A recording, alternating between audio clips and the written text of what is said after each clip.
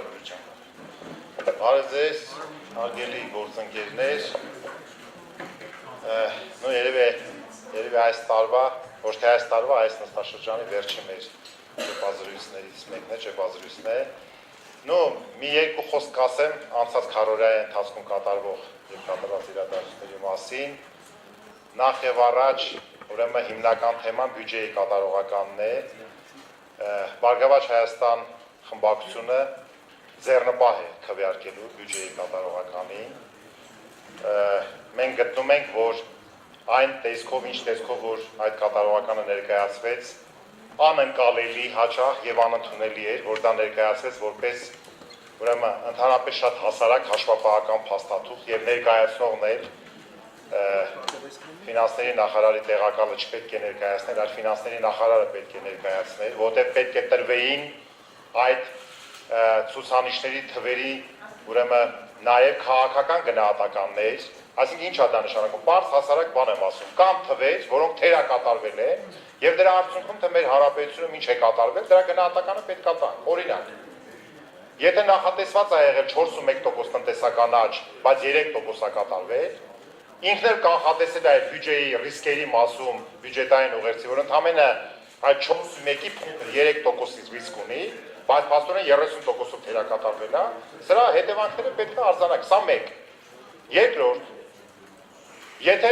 իր ռիսկերը առավելագույնն արձանագրել է ընդամենը 10%, որ ներկրումը 10% պետք է իջնի, բայց իջել է 26.5%, եւ դրա հետևանքով տեղի ունեցել գործընթացներ, որոնք որ խաթարել են, ուրեմն բնականոն տնտեսության գործունեություն, նաև ժողովրդի սոցիալական ցուցանիշներն են նաև ուրեմն վատացել, ուրեմն պետք է դա մենք արձանագրենք։ Եթե մենք դրանք չենք արձանագրում, դրանց մենք գնահատականներ չենք տալիս, ուրեմն չենք կարող առաջ շարժվել։ Ես ընդհանրապես պետք է ասեմ նաև, որ սրա մասին մենք միգուցե հաճախ խուսափում ենք շատ, նաև դուք չգիտեմ ոնց եք լուսաբանում դա, տեսեք, եթե 2000-ականներին շինարարությունը դարձել էր տնտեսության քարշակը, ապա գյուղատնտեսության երկնիշ տնտեսական աճը, չնայած մենք ունեցանք, չդարավ քարշակ։ Այսինքն մենք ֆանտաստիկ բերք ստացանք, խաղողը 50-60 հազար տոննա ավել արտադրվեց, 30 հազար տոննա ավել մթերվեց, չգիտեմ կարտոֆիլի ֆանտաստիկ բերք ստացանք ցորենի, բայց արդյունքում գյուղատնտեսությունը չապահովեց տնտեսության մյուս ճյուղերի առաջընթաց զարգացումը, եւ ես կարծում եմ, որ բյուջեի հիմնական խնդրումը եւ այս տարվա եւ անցած տարվա դա այն է, որ նա չի կարողանում ձևակերպի հիմնական 1-2-3 ճյուղերը, որոնք իր հետևից կտանեն տնտեսության մյուս ճյուղերը։ Եվ պատահական չի, որ մեր խմբակցությունը եւ ես մասնավորապես առաջարկեցինք, որ նույնիսկ այս փուլում եւ դրանից էլ առաջ անպայման ռազմաարդյունաբերական համալիրը պետքա դառնա քարշակը մեր տնտեսության։ Հաճախ տարբեր մակարդակներով ասում են, բա Հայաստանում արտադրված զենքը մենք կարողանալու ենք վաճառենք աշխարհում։ Այո, Հայաստանը եվրասիական, որ դուք ասում եք, բա եվրասիական տնտեսական միությունը ինչ տվեց մեզ։ Հենց եվրասիական տնտեսական միության շրջանակներում մենք պետք է կարողանանք որոշակի ուրեմն արտադրական հզորություններ, կարողություններ մասնագիտացնենք, այն ինչ որ դուք հիշում եք, որ եղել են Պաչտովի Յաշիկ կոչեցյալ ձեռնարկությունները, կարողանանք վերամասնագիտացնենք եւ կարողանանք այս շուկայի շրջանակներում նույնիսկ դա մեզ բավարար է։ Եվ իհարկե բյուջեի մասին շատ չեմ ուզում հիմա ծավալվեմ, ահագին ասեցի։ Երկրորդը ես գտնում եմ, որ ուրեմն ընտրական օրենսգիրքը վերջնականապես ուժի մեջ է մտել հունիսի 1-ից։ Դուք գիտեք, որ հիմնարար խնդիրը դա կոնսենսուսի ապահովումն է, եւ դրա մասին հայտարարվեց, որ մոտ ապագայում այդ կոնսենսուսը հնարավորություն կա որ լինի։ Մենք կողմ ենք, որպեսզի 4+4+4-ի շրջանակներում, եթե լինի գործընթաց, ուրեմն սեպտեմբեր-հոկտեմբերին ընտրական օրենսգիրքում լրացումներ կատարվեն, երկու թեզ, որոնցից մեկը մենք Բարգավաճ Հայաստանի առաջարկն է եղել, առաջինը դա ID քարտերի ապահովումն է բոլորի համար եւ երկրորդը նույնականացումը մատնահետքի, խոսքը գնում է 10 մասնահետքի, բայց տենց չի, որ այդ օրը գալու են ընտրության օրը 10 մատնահետք, դա բազայում ադրվելու եւ որևէ մեկ մատնահետքով կամ երկուսով կարողանալու ենք առաջ շարժվենք։ Այսքանը ես կարծում եմ, որ հարկային օրենսգրքի քննարկումը նոր է սկսվել, ընդամենը 1-2 այսպես գնահատական կտամ շատ հակիրճ, հետո երևի եթե հարցեր կունենաք կտակ։ Ես կարծում եմ, որ սա մեղմ ասած, չհաջողված փաստաթուղթ է, կրկնում եմ, մեղմ ասած,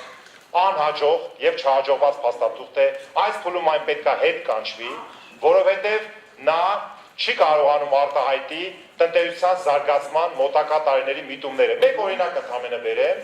եթե մենք 204,000 դրամը միջին աշխատավարձ ենք համարում եւ դրանից բարձր եկամուտներ ուզում ենք հարկենք ավել քան հիմա է, ես հարց եմ տալիս։ Եթե հարկային օրենսգրքով մենք ասում ենք, որ կայուն հարկային դրույքաչափեր պետք է լինեն, ապա 3-4-5 տարիների ընթացքում։ Բայց 3 տարի հետո միջին աշխատավարձը գիտենք ինչքան է լինելու։ Ասենք միջին աշխատավարձը լինելու է 350,000 դրամ, այսինքն մենք միջին խավին շարունակելու ենք հարկել, հա? Եվ երկրորդը, որ հարկային ամենամյուս դիտարկումներից մեկը, որ հարկային օրենսգրքով ամրագրվում է, որ հարկային ծառայության աշխատակիցը ամեն ժամ, ամեն վայրկյան կարող է բիզնեսին ներկա լինի։ 4 այսպես գործիքներով հսկիչ գնում, հանդիպակաց ստուգումներ, քրոնոմետրաժ, այսինքն չափագրումներ եւ միասնական հաշվի ուրեմն հիմնավորումներ եւ անողակի ուրեմն գնահատման մեթոդը, որ գալիս են կարող է շաբաթը 3-4 անգամ ստուգի կոմոդ քրոնոմետրաժ անեն, հետո սպասեն երամսյակի վերջում դու հաշվետվությունը տաս, ինքը գնահատում է, եթե 20%-ի շեղում կա, միանգամից հակտը գրում է։ Բայց ինչի է դες համատում, կա սեզոնայնություն, կա բիզնեսի վերափոխում, այսինքն ինչի մասն է խոսքը։ Ես կարծում եմ, որ առաջին մոտեցմամբ, այդպես ասեմ, մեղմ ասած, դա անհաջող փաստաթուղթ է եւ պետք է հետ կանչվի։ Հիմա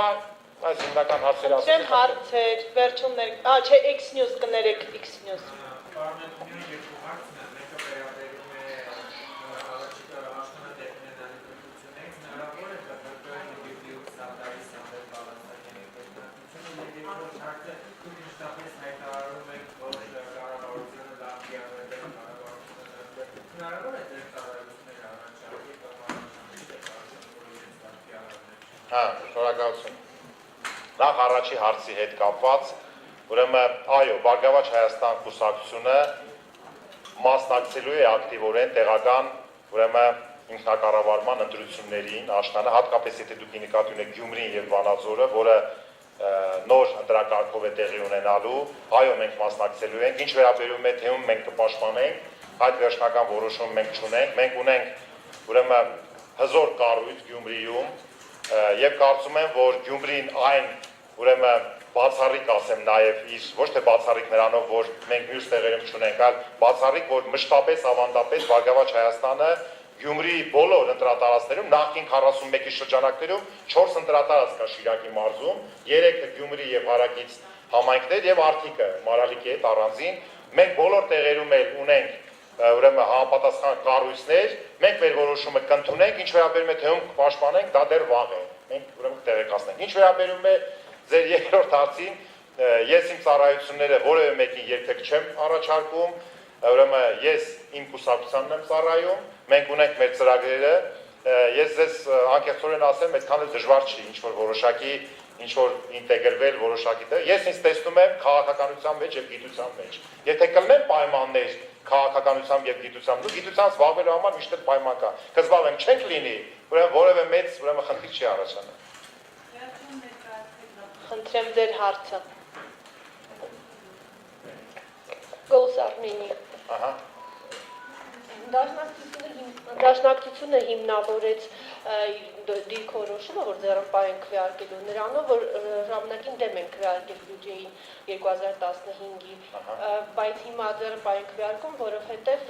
համաձայնագիր ունեն եւ կողմ չեն կարող քվեարկել։ Դուք ինչով եք բացատրում այն հանգամանքը, որ լինելով ժամանակին դեմ հիմա կողմի ձեռնպահ եք քվեարկելու։ Լինելով ժամանակին ինչ? Դեմ բյուջեի 2015-ին։ Եղավ։ Շնորհակալություն, լավ հարցեր, ուրեմն ասեմ հետեւյալը։ Նախ եւ առաջ բյուջեի կատարողականը, բյուջեի նախագծից տարբերվում է այնքանով, որքանով ինքը ցույց է տալիս, թե այն ծրագրերը, որ նախատեսված եւ ձևակերպված են բյուջեի օրենքով, ինչպես են կատարվել։ Ես արդեն նշեցի, որ 15 թվականը այն բացասական իմաստով տարիներից մեկն է 2009 թվականից հետո, երբ ուրեմն հիմնական տնտեսական ցուցանիշները ձախողվել են, չեն կատարվել։ Այդպիսի տարի եղել է միայն 2009 թվականին, այդպես համահունչ տարի ասեմ։ Տեսեք, Տիգրան Սարգսյանը 2008 թվականի նոյեմբերին թե դեկտեմբերին բերեց 2009 թվականի բյուջեի նախագիծ, որտեղ ուրեմն ոչ ավել ոչ պակաս նախատեսված էր 7.2% տնտեսական աճ։ Մեկ էլ հանկարծ 9 թվականին եղավ -14.1, այսինքն 14%-ից ավելի անկում։ Հիմա հարց է առաջանում։ 6-7 ամսվա կտրվածքով կառավարությունը չի կարողանում կանխատեսի այն ռիսկերը, որոնք իրենց սպասում են։ Այսինքն մենակ այն, որ կառավարության կանխատեսելիության կարողությունը ես բավարար չեմ գնահատում, մենակ բավարարա, որ այդ կատարողականին ուրեմն կողմ չքվեարկենք, որտեղ կատարողական կարանք ուրիշ ձևեր նայենք, ասենք տվել է աշխատավարձերը, թոշակները տվել է, սոցիալական առողջապահությունում ուրեմն կրթության ոլորտում արել է ծախսերը, բայց մենք դες չենք դիտարկում, մենք դիտարկում ենք որակական առումով,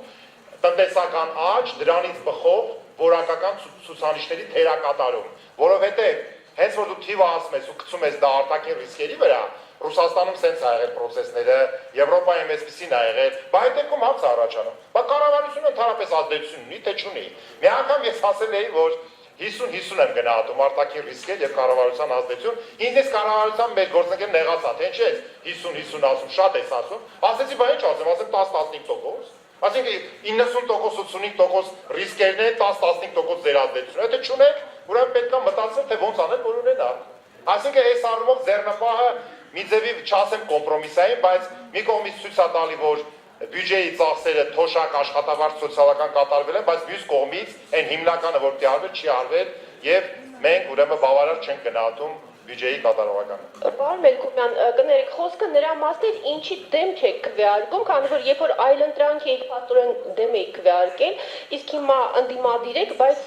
ձեռնպահ եք քվեարկում, այդքան թերություններ նշելով Ուրեմն դա կուսակցության որոշումն է, մենք բազմաթիվ շատ երկարատև քննարկումներ ենք ունեցել եւ գտել ենք, որ ձեռնպահը ուրեմն ճիշտ, ուրեմն մեր արտահայտում է այն իրավիճակը,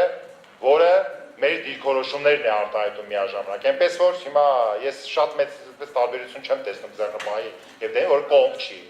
Այսինքն ես արդեն բացատրեցի, որ այն մասով որ բյուջեի կատարողականը ծախսերը ցույց տալի նաև որ արել է։ Այս մասով այո, բայց այն որ չի արել, ասինքն ես այդպես շատ բան չեմ անում, բայց ձեռնպահը մեր կուսակցության որոշումն է, դա կոլեկտիվ լուրջ քննարկում ա եղել մի քանի անգամ։ հայոց աշխատանքության կառավարության հական մենաշնորհային հավաքողության հանձնարարությունների կատարման ընթացքում ինչպես է գնահատում, տեսնում եք նախանշաններ, որ այս անգամ զարգի մտահոգությունների կառավարության հստակելի չեն մնալ։ Էլի շատ լավ ասել եք կամ։ Տեսեք, ուրեմն չէ, ես ճիշտ ասել եմ մի անգամ, պետք է նորից ասեմ,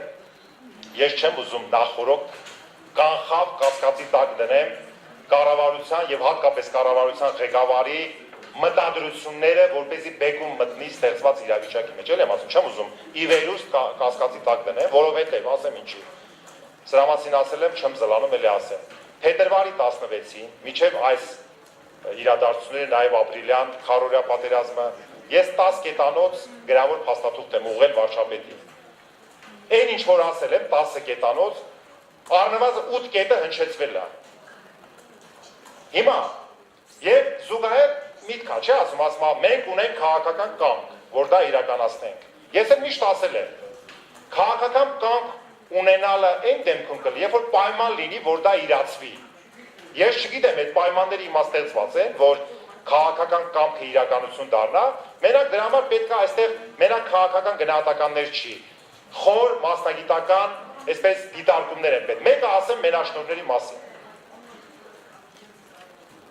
Տեսեք, ասում ենք ոչ ֆորմալ մենաշնորհներ կամ ոչ պաշտոնական մենաշնորհներ։ Այսինքն ինչ անում, իմ համար անհասկանալի, այսինքն օրենքով չկա տես բան, բայց կյանքում կա տես բան։ Պարզ եմ, չէ՞ ասում։ Օրենքով չկա մենաշնորհ այդ տիպի, բայց կյանքում կա։ Այսինքն ով պետք է նայեր, որ այդ կյանքում այդ ոչ ֆորմալ մենաշնորհը չլիներ կամ ով է թույլ տվել, որ դա լինի, ինչ որ մեկը թույլ է տվել, որ այդ տիպի մենաշնորհը լինի, ես չգիտեմ, բայց որպեսզի դուք բուժեք, ես ասել եմ, եթե դու այդ հիվանդությունը շատ կա, չէ՞, ոչ ֆորմալ մենաշնորհը հիվանդություն եմ համարում։ Եթե դա երկար ժամանակ կա, կարող է փորձեր են արվել, որ բուժվեն դրանք։ Իհարկե, միգուցե ընթացքում տարիների Որ դուք գնում եք նոր բժշկի մոտ չեք բուժվում, այդ բժիշկը ասում է մոտ ես բուժվեք, ասում ես, չէ, ես ինչ։ Ասում է լավ, ուրեմն ինքը արդեն դրանից եզրակացություն անում, հետո ասում է դե մի հատ բան, հիվանդության պատմությունը, իստորիա բալեզի, տեսնենք քրոնոլոգիան ինչ ա եղել, ինչ դեղեր ես ընդունել, եթե ուժեղ դեղեր ես ընդունել, մի բան է, եթե ինչ որ լավ, հիմա մենք այդ պարագայում պետք է գնահատական տանք, այդ հիվանդությունը ինչ է իրանից ներկայացնում։ Օրինակ, Եթե ասում ենք, այդ մենաշնորհը պայմանական է, տեղ կա որ 2-3 սուբյեկտ է, եւ եթե 4-րդ, 5-րդ, 6-րդը չի մտնում շուկա այդ շահութաբեր բիզնեսը անելու, ուրեմն խնդրեմ կա։ Պետք է հասկանանք ինչ որակի խնդրեմ է։ Երկու տիպի խնդրեմ կա։ Առաջի խումբը խնդրեմների վարչահարական է։ Օրինակ, դու ապրանք ես բերում, սահմանի վրա մաքսազերծումը քո համար ուրիշ թվով են անում, մյուսի համար ուրիշ։ Օրինակ, եթե դիմուծես մաքսային արժեք պետք է գնահատեն, դու մուծում ես այլ մաքսատուր եւ այլ ավելացված արժեքի, մյուսը ավելի փոքր։ Եթե դու շատ ես մուծում, արդեն հայտնվեցին անհավասար վիճակում։ Երկրորդ, տնտեսական բանը, սննդի անվտանգության ծառայությունը կամ սերտիֆիկացիոն ստանդարտացման ծառայությունը գալիս են ասում են, այս ջուրը այս ինչ որակի չի։ Ուրեմն հետաձգում են կամ եւ այլն։ Սա երկրորդը, լիցենզիա երրորդը, եւ կա տնտեսական արգելքներ, շուկա մտնելու, շուկայից դուրս գալու։ Որն է դա։ Եթե այսօրվա մենաշնորհ ունեցողը 10-15 տարի աշխատել է բացառիկ արտադրող ներկրողների հետ, ուշադրություն, եւ այդ հարաբերությունները ձևավորված են 10-15 տարվա ընթացքում, այն արտադրողը իրան տալիս է բոնուսային գնով։ Ինձ ու քեզ չեն տալու։ Սա մեկ։ Երկրորդ, ինքը եթե մենք միասին բերեցինք նույն ապրանքից, ինքը դեմպինգ անելու, հայերեն կոչվում է գնակցում։ Այսինքն այնքան է գինը գցելու, որ դու շուկայից դուրս շպրտվես։ Սա երկրորդը։ Կառավարությունը պետք է հետևի, որ այդ դեմպինգը նա չկարողանա անի, եւ երրորդը դա մանրածախ ցանցն է, այսինքն ինքը ունի եւ ներկրում եւ մեծ մանրածախ ցանց։ Դու չունես, դու պետք է տաս քո բրցակցին, որ իր մանրածախ ցանցով ինքը վաճառի։ Եվ մյուսը, չորրորդը, նաեւ միգուցե ինքը ունի արտադրություն տեղում եւ ներկրում եւ արտադրում է։ Այսինքն սա հիմա, որ ասում ենք թե պայքար ենք, հարցաթերթիկ ենք տպում, սա պետք, ոնց որ դու գնաս պոլիկլինիկա անալիզներ տալու, ինչա դու չգիտես ինչ era, որ կաբինետներով դե անցնես։ Հələ այդ դրոշ բանը տպեցին, թեժ գիստը գրեցին։ Հիմա զանգ ես տալի, բայց տնտեսական նախադրյալներ չկա, որ դու եկամուտ ստանաս, ասինքն քեզ ռիսկերը քո մեծ է համեմատած նրա հետ։ Սա 1-2 ամսվա խնդիր չի, ես մի քիչ շատ բարդ հասանայել է, թե ոնց են իրենք պատկերացնում։ Այսքանը։ Այսօր լրատվական։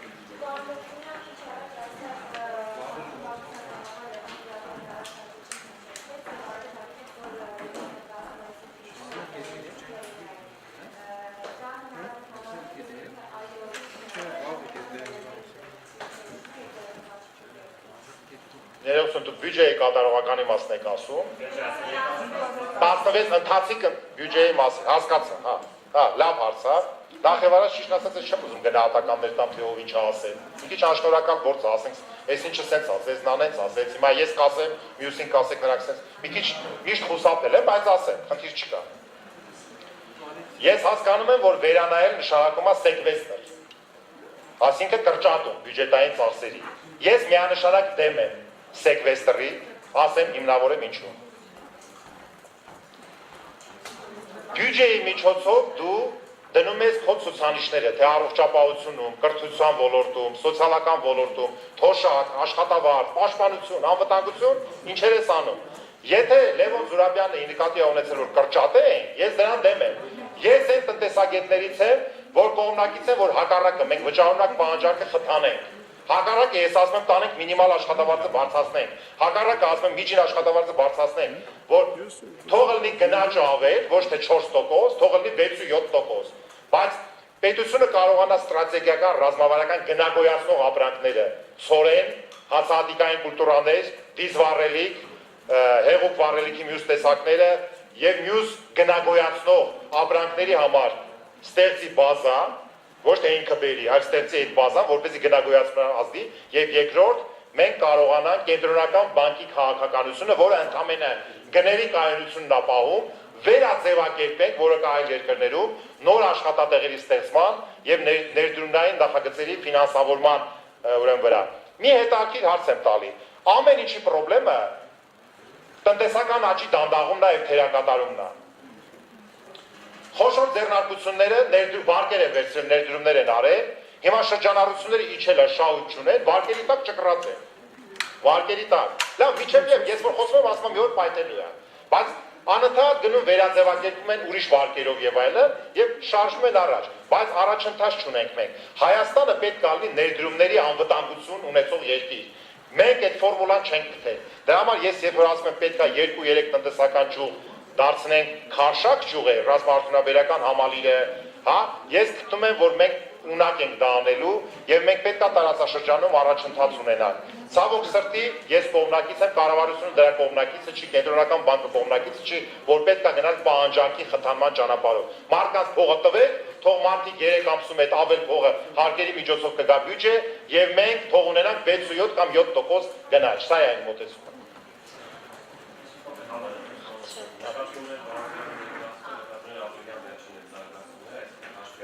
Այդ վերաբաշխումներ։ Ասեմ։ Հասկացա, այսինքն, եթե սեկվեստրի մասին չի խոսքը, դա քննարկելու խնդիր է, այսինքն կրճատմանը ես դեմ եմ, ինչ վերաբերում է մեր ռազմական անվտանգության պաշտպանական բյուջեի ծավալի, եթե չեմ սխալվում, պետք է 21.5% լինի ընդհանուր բյուջետային ծախսերի մեջ։ Տեսեք, մի անկեղծ բան եմ ասելու, հետ վերադառնալով մենաշնորհներին։ Խնդրում եմ ուշադիր այս բանը նայենք։ Ինչ գիտեք, եթե եղել են մենաշնորհներ, եղել է ստվերային տնտեսություն, իսկ ինչ գիտենք մենք, այդ գումարներից չի գնացել բանակի ֆինանսավորմանը։ Դրա մասին լռում ենք։ Միգուցե իրավասու մարմինները իրավունք չունեն դա ասելու, բայց ես չեմ ենթադրում, որ փոքր տնտեսություն ունեցող երկրում, երբ որ կա ստվերային տնտեսություն եւ ոչ պաշտոնական մենաշնորհներ, դա հենց սենց է։ Այն որ ասում են, այն որ ինչ-որ մտքեր էր հնչում, որ բերենք, ինչ-որ օրինականացնենք կամ չգիտեմ ինչ չէ, ասինքն եթե տեղից գնացել են բանակին, որը բյուջեում չի երևում, միգուցե նաև ինչ-որ միտք եղել է։ Ես չեմ արդարացնում, բայց միգուցե եղել է։ Հիմա եթե խոսքը գնում է, որ մենք ձևաչափը փոխենք անվտանգության համակարգի, ես կողմ եմ, որ քննարկում լինի, թե ինչ բյուջեում տակաբերի վերաբաշխումների թե չէ, ես կողմ եմ, որ քննարկումներ լինի, ես կողմ եմ, որ մեր անվտանգության բյուջեն էապես բարձրացնենք, եւ ես առաջիններից մեկն եմ եղել, որ ռազմաարդյունաբերական համալիրի մասին օրենքով ասել եմ, այս համակարգի ձեռնարկությունները պետք է պաշտպանության նախարարության ենթակայությունից դուրս գան, որտեղ բյուջեն մնում է նույնը, բայց բեռը մեծանում է դրա առումով, մենք պետք է դա դուրս անենք, այս առաջարկ եմ անում տեղից, ռազմաարդյունաբերական ձեռնարկությունները դուրս բերել ՊՆ-ի բալանսից եւ հատուկ սցենար մշակել, ես էլ արդյունաբերական քաղաքացիական օրենքի հեղինակ եմ, հայտարարել խոշորագույն ռազմաարդյունաբերական ձեռնարկությունները, արդյունաբերական գոտիներ, որոնք լրիվ հարկերից ազատված կլինեն։ Խնդրեմ, անենք։ Վերջին հարցը Նյուսեյեմ, դուք տալիս եք ձեր հարցը։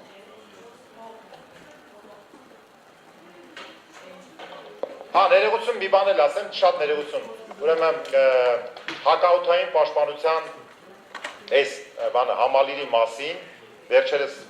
լրագրողները շատ են հարցնում, ես մանրակրկիտ երեք նայել եմ այդ համաձայնագիրը, այստեղ պետք չի երկու բան ուրեմն իրար խառնել, մեր բանը հակաօդային պաշտպանության համակարգը մնում է, որևէ բան չկա, իր կառավարման կառուցվածքով, մեր հակաօդային զորքերի պետի մակարդակով, լրացուցիչ Կովկասյան տարածաշրջանում առաջանում է լրացուցիչ բաղադրիչ, ոչ հապկի մեջ է, ոչ ԱՊՀ-ի հետ կապ ունի, Հայաստան, Ռուսաստան, որտեղ ավելանում է այն տեխնիկական բաղադրիչը, որը ըստ էության մենք չունենք։ Եվ դրա հետևանքով ամբողջ տեսադաշտը, այդ տեխնիկական չեմ ուզում բացեմ դա որն է, այդ տեխնիկական բաղադրիչի լրացումը վերում է իօգուտ մեզ լրացուցիչ գործիքների կիրառման եւ տեսանելիության մեղմ ասած դաշտի ընդլայնման։ Այսինքն մեկը մյուսի հետ կապ չունի, մեր համակարգը գործելու է, սա լրացուցիչ մեր համար եւ որևէ լիազորություն մենք չենք պատվիրակում։ Խնդրեմ։ Նյուսեյեմ, ձեր հարցը կարճ է, ժամանակ սպառվում է։ Հարկային օրենսգիրքը պարոն Մելքումյան, եթե կարելի է այդտեղ